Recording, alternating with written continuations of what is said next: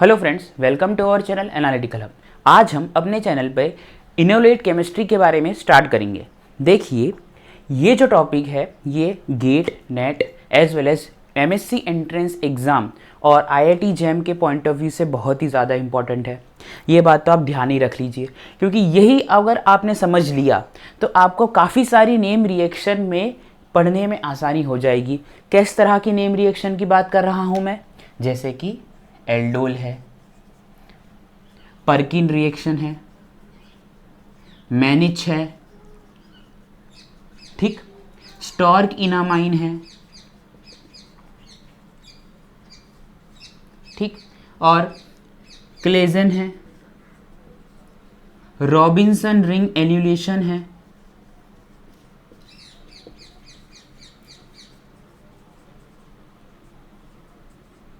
Etcetera.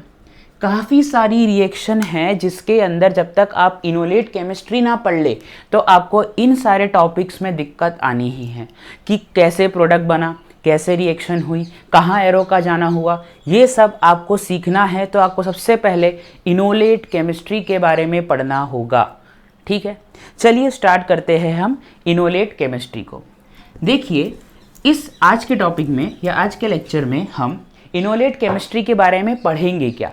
तो सबसे पहले इसका इंट्रोडक्शन देखेंगे। इंट्रोडक्शन में आज हम देखेंगे कि ये जो इनोलेट केमिस्ट्री है, इनोलेट आयन है, ठीक है। इनोलेट आयन का फॉर्मेशन कैसे होता है, ठीक है। इनोलेट आयन फॉर्मेशन किस तरह से होता है, ये ध्यान रखना है। इसके साथ साथ आपको इलेक्ट्रॉन विड्रॉइंग ग्रुप और as well as acidic character के बारे में पता होना जरूरी है।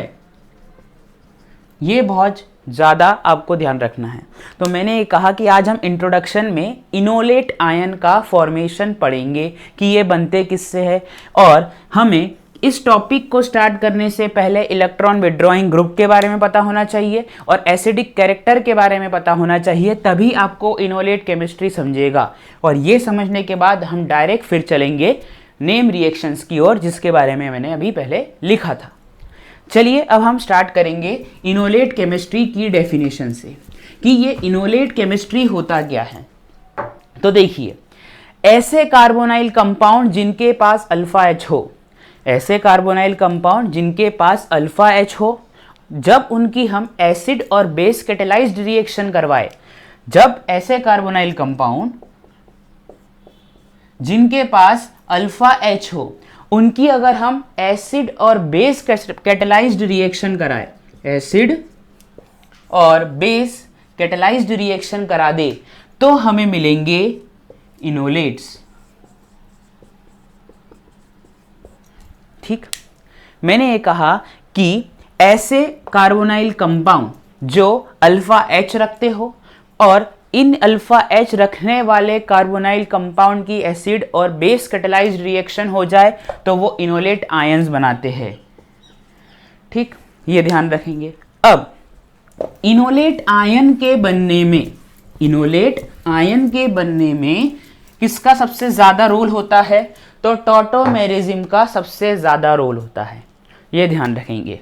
तो आज हमने क्या बात देखी कि इनोलेट आयन के बनने में टॉटोमेरिज्म का बहुत ज़्यादा रोल होता है।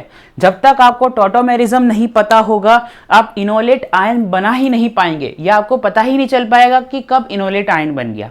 देखते हैं कैसे होता है ये। जैसे मैंने कहा, मेरे पास कोई कार्बोनाइल कंपाउंड है, इस तरह से मेरे पास कोई कार्बोनाइल कंपाउंड दिया हुआ है, ठीक। अब मैं इसी कार्बोनाइल कंपाउंड में, ये दिया है, यहां पे मैं समझ लीजिए इस तरह से लिखता हूं CH3। अब मैंने ये कहा कि कार्बोनाइल कंपाउंड के पास अल्फा एच होना चाहिए, और अल्फा एच होगा कब? अल्फा कार्बन से जुड़ा हुआ अल्फा हाइड्रोजन अल्फा एच होता है। तो देखिए, ये कार्बोनाइल कंपाउंड है, कार्बोनाइल कार्बन है, ग्रुप है। इस ग्रुप के बाजू वाला जो कार्बन है अल्फा कार्बन है, इस ग्रुप से जो बगल में जुड़ा है अल्फा कार्बन है। क्या इस अल्फा कार्बन पे अल्फा हाइड्रोजन प्रेजेंट है? तो ये देखिए, ये ऑलरेडी टर्शरी कार्बन है, यहाँ पे अल्फा एच नहीं है, लेकिन यहां देख लीजिए, ये जो कार्बन है ये 1 डिग्री कार्बन है, क्योंकि इसके पास 3 अल्फा एच है। ठीक है, तो ऐसा कार्बोनाइल ग्रुप जिसके बगल में अल्फा कार्बन है और उससे जुड़े हुए अल्फा हाइड्रोजन प्रेजेंट है, उसकी मदद से हम इनोलेट आयन बनाएंगे। तो देखते हैं, चलिए ये रहा। ठीक है, अब मैं इसी को एक बार एसिड कैटेलाइज्ड करवाऊंगा, एसिड कैटेलाइज्ड रिएक्शन करवाऊंगा इसकी, और इसकी एक बार बेस कैटेलाइज्ड रिएक्शन करवाता हूं। ठीक है, अब एसिड का क्या काम है? H+ को देना। एसिड का क्या काम है? H+ को देना। तो वो H+ देगा किसे? तो वो H+, ये जो ऑक्सीजन के जो लोन पेयर है, ये H+ को ले लेंगे। ठीक है, तो क्या बनेगा? तो देखिए, COH पॉजिटिव चार्ज, इस तरह से था ये CH2H। अब क्या होगा? तो ये देखिए, ऑक्सीजन की वैलेंसी ज्यादा है, इसलिए उसके ऊपर पॉजिटिव चार्ज आ रहा है। तो अब क्या होगा? तो देखिए, ये यहां, ये यहां। ठीक है, तो क्या बना हमारे पास? तो देखिए, CO पे negative charge, CH2 double bond, और ये यहां से निकल जाएगा। ठीक है, ये मतलब ये हाइड्रोजन फिर एलिमिनेट ही हो जाएगा साथ में, ये स्टेप करवाने पर। ठीक, ये बना है। तो देखिए, यही रहा इनोलेट आयन, यही हुआ इनोलेट आयन। ऑक्सीजन पे नेगेटिव चार्ज और कार्बन कार्बन डबल बॉन्ड, यही है इनोलेट आयन। अभी तक हम यही तो करते आ रहे थे हमेशा, कि हम क्या कर रहे थे, ध्यान से देखिए। ये तो एक टॉटोमेरिज्म का स्टेप हुआ, और ये अगर यहां पे मैं H लगा दूं तो ये हो जाएगा इनोल फॉर्म। लेकिन अगर मैं H ना लगाने से कारण मैं सिर्फ माइनस साइन रहने दूं, सिर्फ H ना लगाऊं और यहां माइनस साइन रहने दूं, तो यही है इनोलेट आयन। ठीक है, तो टॉटोमेरिज्म का अगर आपके बारे में जानकारी हो तो आप इनोलेट आयन बड़े आसानी से बना सकते हैं। आ जाइए बेस कैटेलाइज्ड रिएक्शन पे। बेस कैटेलाइज्ड रिएक्शन क्या करेगा? तो देखिए, बेस का क्या काम होता है? H+ को एब्स्ट्रैक्ट करना, H+ को एब्स्ट्रैक्ट करना। अब वो कौन सा H एब्स्ट्रैक्ट करेगा? तो मोर एसिडिक H एब्स्ट्रैक्ट करेगा। जैसे ही ये H+ एब्स्ट्रैक्ट करेगा, तो ये देखिए, यहां पे आएगा नेगेटिव चार्ज। ठीक है, ये नेगेटिव चार्ज इधर, ये ऊपर। ठीक, जैसे ही ये नेगेटिव चार्ज ऊपर चला जाएगा, ठीक है, जैसे ही ये नेगेटिव चार्ज ऊपर की ओर जाएगा, तो क्या बनेगा? तो देखिए,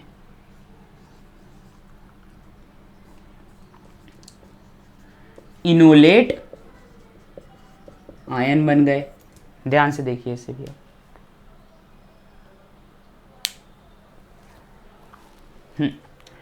बना इनोलेट आयन, नोट कीजिए इसे भी और इसे भी। तो हमने देखा कि ये जो कार्बोनाइल कंपाउंड है, इस कार्बोनाइल कंपाउंड का मैंने एक बार एसिड कैटेलाइज्ड रिएक्शन करवाई, एक बार बेस कैटेलाइज्ड रिएक्शन करवाई। दोनों ही केस में मुझे इनोलेट आयन मिले। कैसे मिले? एक टॉटोमेरिज्म के स्टेप से मिल गए। ध्यान से रखिए। ठीक, आ जाइए दूसरा एग्जाम्पल बताता हूं।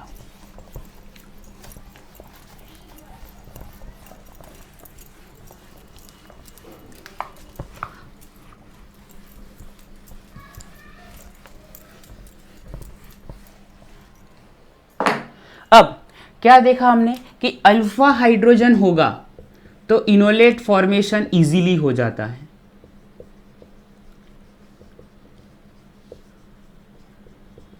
ये ध्यान रखना, अल्फा हाइड्रोजन होगा तो इनोलेट फॉर्मेशन बहुत इजीली हो जाएगा। अब इस तरह का कोई कंपाउंड दिया है,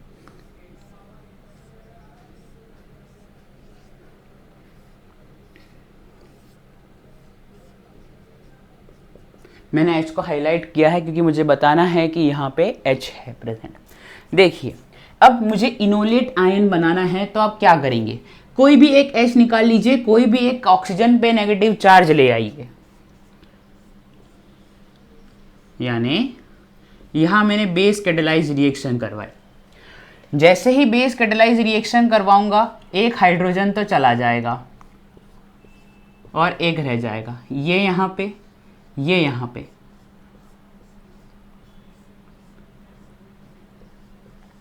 इस तरह से, और यही तो है enolate ion, C double bond C, oxygen पे नेगेटिव चार्ज। लेकिन क्या जरूरी है कि ऑक्सीजन पे नेगेटिव चार्ज हो तभी इनोलेट आयन कहा जाएगा? नहीं, ऐसा बिल्कुल नहीं है। हम आगे के वीडियो लेक्चर्स में एजा एनोलेट के बारे में भी पढ़ेंगे, एजा एनोलेट्स के बारे में, इनोलेट्स के बारे में भी पढ़ेंगे, जिसपे नाइट्रोजन पे नेगेटिव चार्ज आता है, ये ध्यान रखना, ठीक है। तो ऐसा कोई जरूरी नहीं कि अगर ऑक्सीजन पे नेगेटिव चार्ज होगा तभी इनोलेट बनेगा। नोट करेंगे इसे। एक और एग्जांपल इनोलेट का देखिए, इसको रहने दे, चले ठीक है, देख ही लिया होगा आपने। एक और एग्जांपल देखिए, पीएच, क्या देखेंगे आप? सबसे पहले अल्फा कार्बन देखेंगे। अल्फा कार्बन से, अल्फा कार्बन का अल्फा हाइड्रोजन चाहिए, तो यहां पे 2 अल्फा H है। अब ये जो 2 अल्फा H है, या तो आप इसकी बेस कैटेलाइज रिएक्शन करवा लीजिए, या तो आप इसकी एसिड कैटेलाइज रिएक्शन करवाइए, दोनों में सेम ही प्रोडक्ट मिलेगा, और वो है इनोलेट आयन। इस तरह से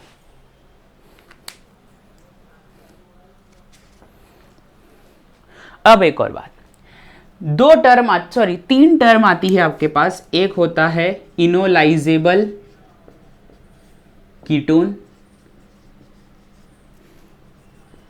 इनोलाइजेबल अल्डिहाइड और नॉन इनोलाइजेबल स्पीशीज, ठीक है। ये 3 टर्म हैं आपके पास। एक है इनोलाइजेबल अल्डिहाइड, इनोलाइजेबल कीटोन और नॉन इनोलाइजेबल स्पीशीज। अब सबसे पहले हम देखेंगे कि ये इनोलाइजेबल कीटोन क्या होता है। तो देखिए, अल्डिहाइड हो चाहे कीटोन हो, अगर उनके पास अल्फा H है तो वो इनोलाइजेबल है। जैसे ये रहा कीटोन एसीटोन, इसके पास 6 अल्फा H है, तो ये एक इनोलाइजेबल कीटोन है। अल्डिहाइड की बात करूं, एक्सेट्रा और भी एग्जाम्पल हो सकते हैं। अल्डिहाइड की बात करूं तो ये वाले कार्बन के पास 3 अल्फा H है, तो ये इनोलाइजेबल अल्डिहाइड है। लेकिन बेंजल्डिहाइड की बात करूं तो इसके पास कोई अल्फा H नहीं है, इसलिए इसको नॉन इनोलाइजेबल स्पीशीज में रखा गया। तो इसका मतलब ये हुआ, जिसके पास अल्फा हाइड्रोजन होगा वो या तो इनोलाइजेबल कीटोन ग्रुप में डालिए, या अल्डिहाइड ग्रुप में डालिए, या ऐसे ग्रुप में डालिए जो इनोलाइजेशन के लिए पॉसिबल हो, जो इनोलाइजेशन शो करे। ये ध्यान रखेंगे, ठीक है।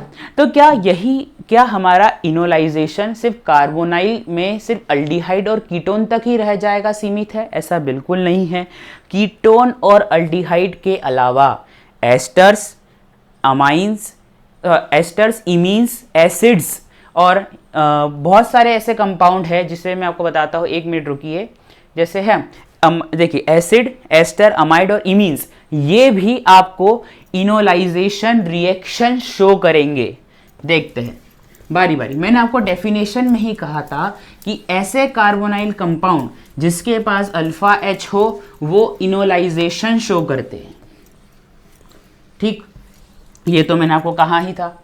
लेकिन अब मैं ये कह रहा हूं कि अल्डिहाइड और कीटोन के अलावा भी एस्टर, एसिड, इमीन और अमाइड, ये तीनों ही, मतलब ये जितने भी मैंने बताए हैं, ये सारे इनोलाइजेशन में पार्टिसिपेट करते हैं। ध्यान रखेंगे। सबसे पहले अब हम देखते हैं एस्टर का इनोलाइजेशन। क्या एस्टर इनोलाइजेशन शो करता है?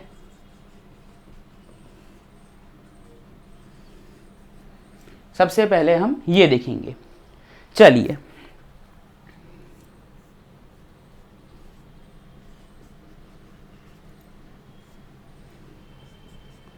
ठीक, ये दिया है आपके पास। ओके, देखो, अगर ये है एस्टर हमारे पास, इसी एस्टर का मैं इस एस्टर से मैं इनोलेट आयन बनाना चाहता हूं। तो देखिए, मैं इसकी बेस कैटेलाइज्ड रिएक्शन करूं, बेस कैटेलाइज्ड रिएक्शन करूं तो बेस अपने आप में एक न्यूक्लियोफिलिक नेचर का होता है। जैसे मैंने OMe को लेके आया, OMe ले आया मैं, तो बेस क्या करता है, मोर एसिडिक H एब्स्ट्रैक्ट करेगा। ठीक है, देखते हैं। तो ये इस तरह से बन जाएगा।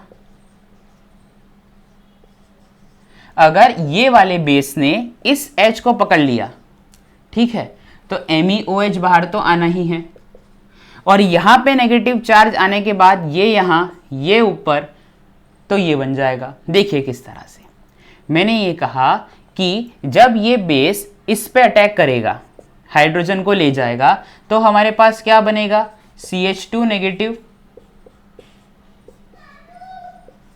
ठीक है, ये बना, ये यहां, तो ये ऊपर की ओर जाएगा। जैसे ही ये ऊपर की ओर गया, ये बन जाएगा। यही प्रोडक्ट बनी है ऊपर की, सॉरी, यही प्रोडक्ट बनी है ऊपर की। ठीक, लेकिन ये कार्बोनाइल बोलेगा भाई मैं तो हूँ इलेक्ट्रोफाइल, मुझ पे भी रिएक्शन होनी चाहिए, क्योंकि ये तो है न्यूक्लियोफाइल, क्योंकि नेगेटिवली चार्ज स्पीशीज है, और कार्बोनाइल का कार्बन हमें पता है कि बहुत बढ़िया इलेक्ट्रोफाइल होता है। तो क्या ये OMe यहाँ रिएक्ट नहीं करेगा? क्या ये न्यूक्लियोफाइल यहाँ रिएक्ट नहीं करेगा? तो करेगा। तो देखिए,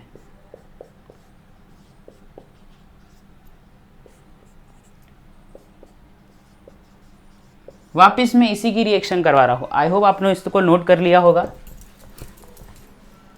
ठीक, अब ये देखिए, ये OMe यहां जा रहा है, ये यहां गया। जब ये नीचे आएगा तो ये OMe as a leaving group निकल जाएगा। मैं इसको आइसोटोपिक लेबलिंग कर देता हूं, ऑक्सीजन 18 कर रहा हूं, या फिर ऐसा करिए, आप ऑक्सीजन को ना लेबल करिए, कार्बन 13 ले रहा हूं। ठीक है, अब देखिए, ये OMe चला गया इस तरह से, तो क्या बनेगा, ये तो इस तरह से हुआ OMeH, यानी जो बनाया था वही मिल गया हमारे पास, जो बनाया था वही मिल गया हमारे पास, यानी जहां से चले थे वही पहुंच गए, जहां से शुरू किया वही आ गए। ठीक है, तो ऐसे केसेस में जिसमें हमें इनोलेट आयन बन भी सकता है, और या तो फिर का इलेक्ट्रोफिलिक न्यूक्लियोफिलिक रिएक्शन भी हो सकती है, तो ऐसी चीज को हम अवॉइड करते हैं, क्योंकि हमें सिर्फ इनोलेट आयन चाहिए, ये दुनिया भर की चीजें नहीं चाहिए। इसलिए हम एस्टर के केस में बेस कंडीशन को रिजेक्ट करेंगे, बेस कैटेलाइज्ड रिएक्शन को रिजेक्ट करेंगे, सीधा एसिड कैटेलाइज्ड रिएक्शन करवाएंगे। तो देखिए,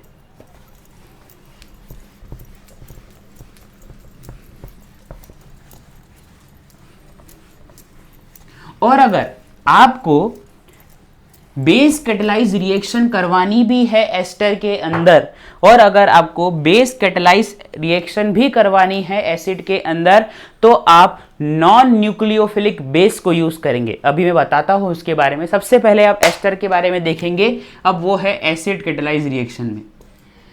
ठीक है, देखिए एसिड कैटेलाइज रिएक्शन में कैसे बनेगा इनोलेट, एक मिनट, ये H प्लस, ये इधर,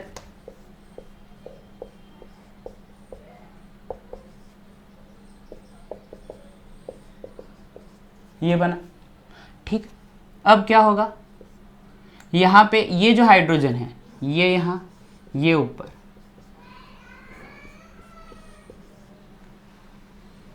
एक मिनट, हाँ, और H प्लस को हटाइए,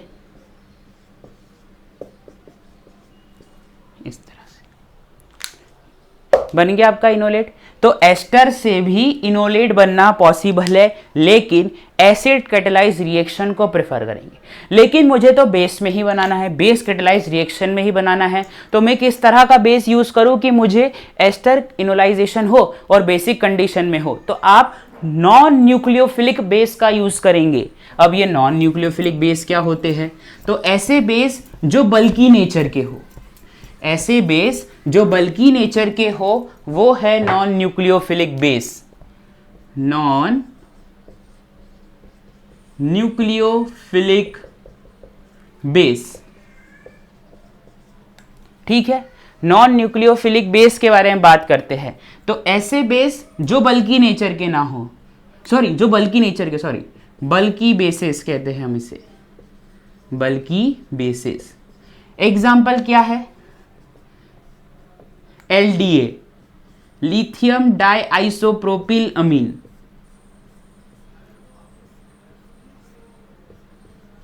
इस तरह से ET3N, ट्राई इथाइल अमाइन, ये भी एक न्यूक्लियोफिलिक बेस है, नॉन न्यूक्लियोफिलिक बेस है, क्योंकि बहुत बल्की है, 3 ET है यहाँ पे, इथाइल ग्रुप, ये भी बल्की बेस है।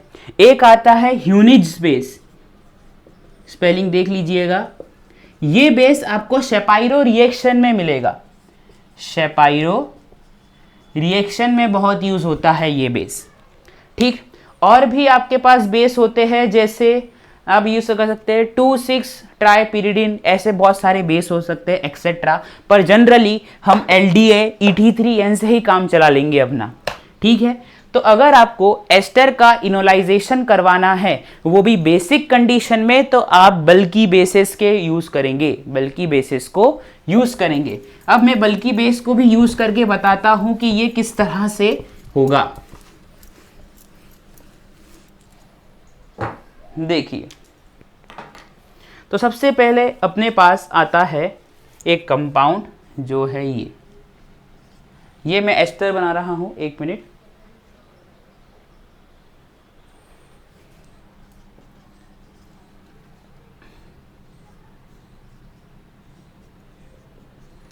ये ठीक, अब इस बार मैंने लिया है ET3N। ET3N हो चाहे LDA हो चाहे और भी कोई बेस हो जो नॉन न्यूक्लियोफिलिक बेस हो, वो क्या करेगा? वो करेगा, अब ये जो बेस है तो हमारा क्या काम होगा? हम एसिडिक H हटाए, एसिडिक H हटा देंगे तो क्या बनेगा? तो देखिए इस तरह से, ये Cl अपनी जगह और OH, क्योंकि यहां पे नेगेटिव चार्ज आएगा और ये इनोलेट आयन का फॉर्मेशन हो जाएगा। इस तरह से नोट करेंगे इसे। चलिए आगे की ओर चलेंगे। अब हम देखते हैं कि एसिड से हम किस तरह से एसिड का इनोलाइजेशन करके हम इनोलेट आयन बनाएंगे। चलिए देखिए, आ जाइए एसिड की बात करते हैं। CH3 बेस डाला। अब चाहे आप इसमें न्यूक्लियोफिलिक बेस डालो, नॉन न्यूक्लियोफिलिक, या स्ट्रॉन्ग से स्ट्रॉन्ग बेस डालो, ये क्या करेगा? ये सिर्फ एक ही काम कर सकता है, और वो क्या है? तो ये देखिए, ये H+ को हटाएगा। जैसे ही इसने H+ को हटा दिया, ये नेगेटिव चार्ज आएगा। अब आप बोलेंगे ये नेगेटिव चार्ज तो रेजोनेट करेगा, यानी 2 रेजोनेटिंग स्ट्रक्चर्स पॉसिबल है इस तरह से। ठीक है, 2 रेजोनेटिंग स्ट्रक्चर्स पॉसिबल हुए, तो इनोलेट आयन तो बना ही नहीं। मैंने क्या कहा था? कार्बन कार्बन के बीच में डबल बॉन्ड और फिर किसी हेटेरो एटम पे नेगेटिव चार्ज, चाहे ऑक्सीजन हो चाहे नाइट्रोजन हो। तो यहाँ पे तो नेगेटिव चार्ज ऑक्सीजन पे ही रह रहा है, क्योंकि ये रेजोनेट कर रहा है आपस में। तो इसका रेजोनेंट हाइब्रिड अगर हम बनाएं तो ये इस तरह से कुछ होगा, इस तरह से रेजोनेंट हाइब्रिड होगा, जो कि हमारे इनोलेट आयन बनने में कोई काम नहीं किया इसने। अब अगर हम एसिड कैटेलाइज रिएक्शन करवाए, एसिड कैटेलाइज्ड रिएक्शन करवाए तो क्या होगा, ये जो H प्लस है ये ऑक्सीजन की लोन पेयर इसे सीधा ग्रैब करेगी और ये OH। अब क्या होगा, तो ये देखिए ये जो अल्फा H है ये यहाँ और आपका इनोलेट आयन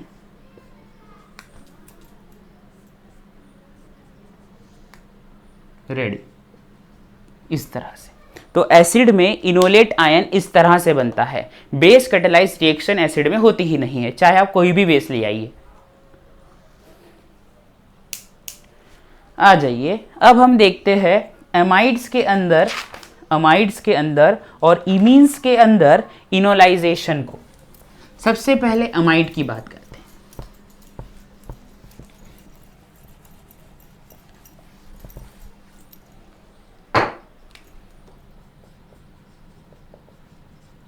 अमाइड इनोलाइजेशन, देखिए ये मैंने बनाया है आपके सामने अमाइड RCONH2 ये बना है, ठीक।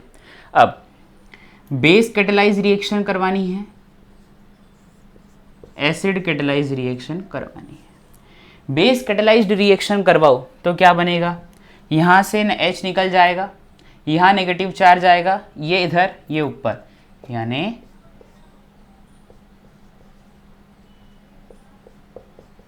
इस तरह से ये कोई इनोलेट आयन नहीं बना। लेकिन एसिड कैटेलाइज रिएक्शन करवाऊंगा तो ये बनेगा इनोलेट आयन, ठीक है। तो कार्बन कार्बन के बीच में डबल बॉन्ड नहीं था, लेकिन यहाँ नहीं है यहाँ पे, इसलिए ये बेस कैटेलाइज रिएक्शन आप नहीं करेंगे अमाइड में, आप सीधा एसिड कैटेलाइज रिएक्शन की ओर चलेंगे। और एक और ध्यान देने वाली बात है कि एसिड में, कार्बोक्सिलिक एसिड में इनोलाइजेशन का रेट अमाइड से ज़्यादा है, ध्यान रखेंगे इसको। कब, जब अगर होगी एसिडिक कंडीशन, जब होगी एसिडिक कंडीशन। अब देखिए, अब हम देखते हैं इमीन्स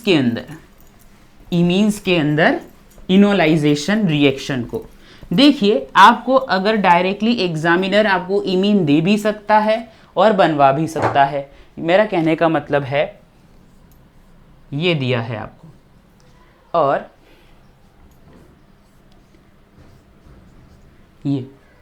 ये आपको दिया हुआ है कार्बोनाइल कंपाउंड। मैं इसकी रिएक्शन करवा रहा हूँ PHNH2 से, ठीक है। तो क्या होगा, ये वाटर एलिमिनेट हो जाएगा। जैसे ही वाटर एलिमिनेट होगा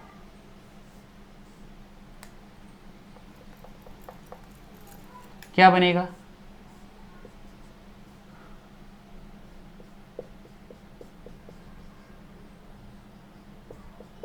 इस तरह से बनेगा। देखिए ये बन गया। अब क्या करेंगे, देखिए एसिड कैटेलाइज रिएक्शन करवाई मैंने, तो क्या होगा,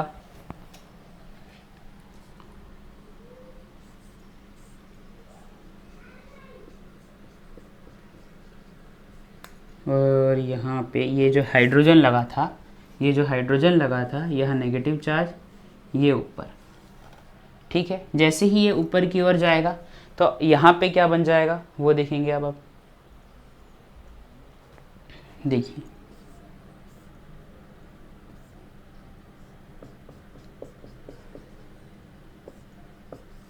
ये, तो देखिए कार्बन कार्बन डबल बॉन्ड और नाइट्रोजन के ऊपर negative charge, carbon carbon double bond और नाइट्रोजन के ऊपर नेगेटिव चार्ज, ये भी इनोलेट बना। लेकिन कौन सा इनोलेट बना, एजा इनोलेट बना है। ये क्या बना, एजा इनोलेट। तो देखिए हमने अभी तक इनोलाइजेशन समझ लिया कि डिफरेंट कंपाउंड जिनके पास कार्बोनाइल कार्बन हो वो इनोलेट कैसे बनाते हैं, उनका इनोलाइजेशन कैसे होता है। तो आप एक बात ध्यान रखेंगे, कार्बन कार्बन के बीच में डबल बॉन्ड होना चाहिए और एक हेटेरो एटम हो जिस पे नेगेटिव चार्ज हो, चाहे वो ऑक्सीजन हो चाहे वो नाइट्रोजन हो, पर नेगेटिव चार्ज होना चाहिए, ठीक। फिर क्या देखा हमने कि अल्फा हाइड्रोजन का, अगर कार्बोनाइल कंपाउंड के पास अल्फा हाइड्रोजन है तो इनोलाइजेशन बढ़िया होगा। एस्टर के कंडीशन में आप नॉन न्यूक्लियोफिलिक बेस को यूज करेंगे, तभी आपका बेसिक कंडीशन में इनोलाइजेशन होगा, लेकिन ऐसे और एसिड में तो हो जाएगा। ये बात ध्यान रखा आपने, इसे नोट करेंगे। आपने ये कहा कि अगर एसिड दिया, यहाँ पे एक क्वेश्चन अराइज होता है कि अगर मैं इस कंडीशन में H+ दूं, H+ दे ही रहा हूं, तो ये नाइट्रोजन ने H+ ग्रैब क्यों नहीं किया? इसके पास लोन पेयर तो है, चलो ग्रैब भी कर लिया तो रखेगा कहा, क्योंकि नाइट्रोजन के पास ऑर्बिटल तो वैकेंट है नहीं, इसलिए आप ये ध्यान रखेंगे इस तरह से एजा इनोलेट बनता है। एक बात और ध्यान रखेंगे, अब हम स्टार्ट करेंगे थर्मोडायनामिकली कंट्रोल इनोलेट और काइनेटिकली कंट्रोल इनोलेट क्या होते हैं, ये ध्यान रखना है आपको। चलिए, बहुत ही छोटा टॉपिक है ये, थर्मोडायनामिकली कंट्रोल इनोलेट और काइनेटिकली कंट्रोल इनोलेट।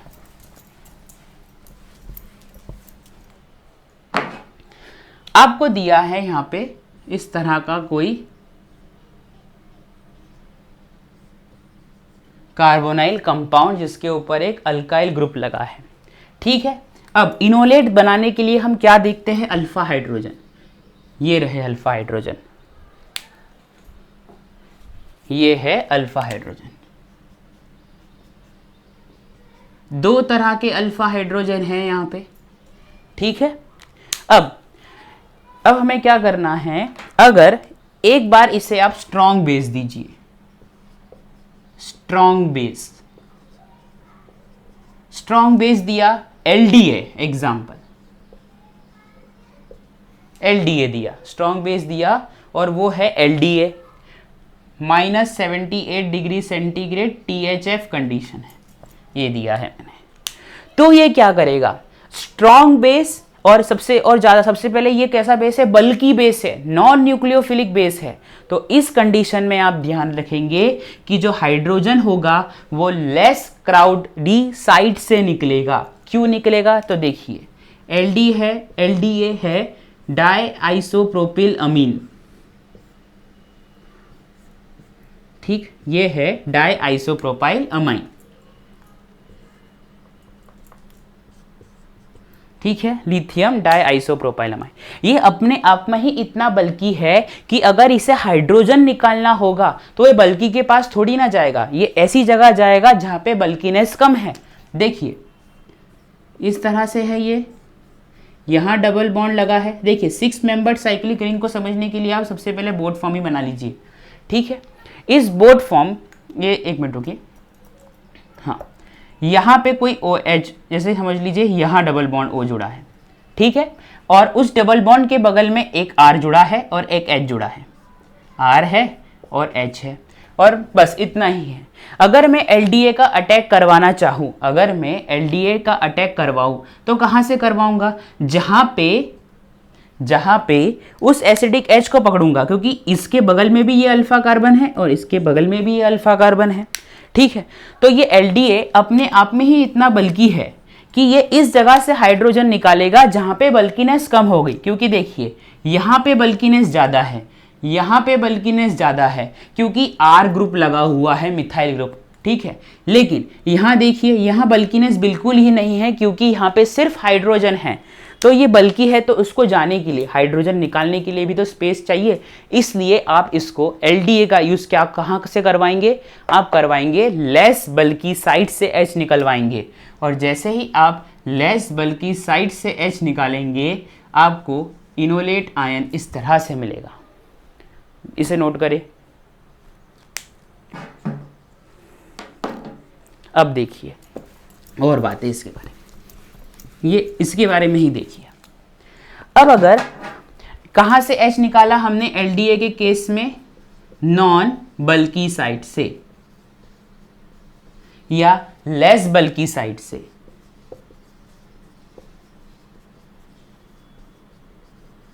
प्रोटॉन को एब्स्ट्रैक्ट किया। देखिए अब दूसरा रीजन क्या है कि यहां से बल्कि H क्यों नहीं, यहां से H क्यों नहीं निकाला? क्योंकि अगर मान लीजिए मैंने अल्काइल ग्रुप के साइड से H निकाला होता तो ये जो अल्काइल ग्रुप है ये अपना प्लस आई प्लस एच या प्लस आर इफेक्ट के कारण इस नेगेटिव चार्ज को बैलेंस कर देता, इस नेगेटिव चार्ज पे इलेक्ट्रॉन क्लाउड और बढ़ा देता। बैलेंस क्या करता है? इलेक्ट्रॉन क्लाउड और बढ़ा देता, और इसके कारण क्या होता कि यहाँ पे एल्डिहाइड एंटर नहीं कर पाता। इस वजह से यह भी एक रीजन है कि हमने यहां से H निकाला, यहां से H नहीं निकाला।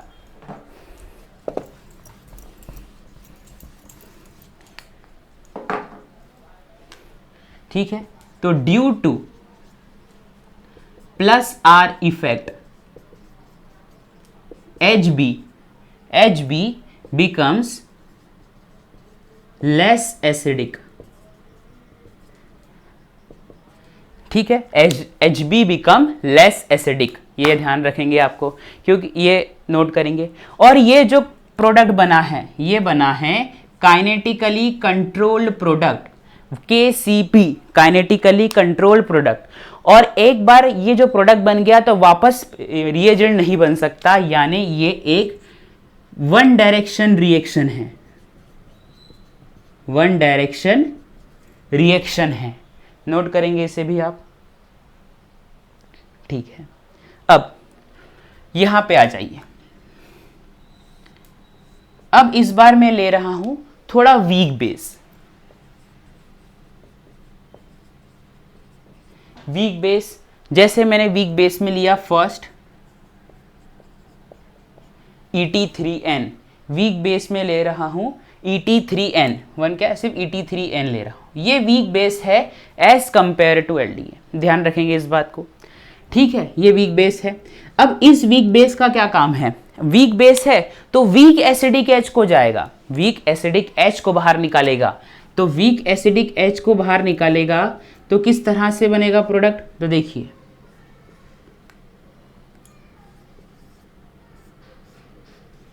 इस तरह से। अब ये जो रिएक्शन हुई है, ये एक रिवर्सिबल रिएक्शन है, रिवर्सिबल रिएक्शन है। ये इनका बनना, इस इनोलेट आयन का बनना एक रिवर्सिबल रिएक्शन है। ये एक थर्मोडायनामिकली कंट्रोल प्रोडक्ट है, ध्यान रखेंगे इसको भी। ठीक, तो ये बात आती है काइनेटिकली कंट्रोल प्रोडक्ट किसे कहते हैं और थर्मोडायनामिकली कंट्रोल प्रोडक्ट किसे कहते हैं। अगर आपके पास कोई कार्बोनाइल कंपाउंड दिया है और आपको स्ट्रॉन्ग बेस दे दिया जाए, और टेम्परेचर का ध्यान रखेंगे खासकर, ठीक है, तो आप डायरेक्ट उस जगह से प्रोटॉन निकालेंगे, उस जगह से H निकालेंगे जो मोर एसिडिक वाला हो। Strong base strong acidic H, weak base weak acidic H, खत्म। ये होगा रिवर्सिबल रिएक्शन। तो ठीक है दोस्तों, आज हमने कंप्लीट कर लिया है इनोलेट केमिस्ट्री का इंट्रोडक्शन। आई होप आपको मेरा लेक्चर पसंद आया होगा। Thank you.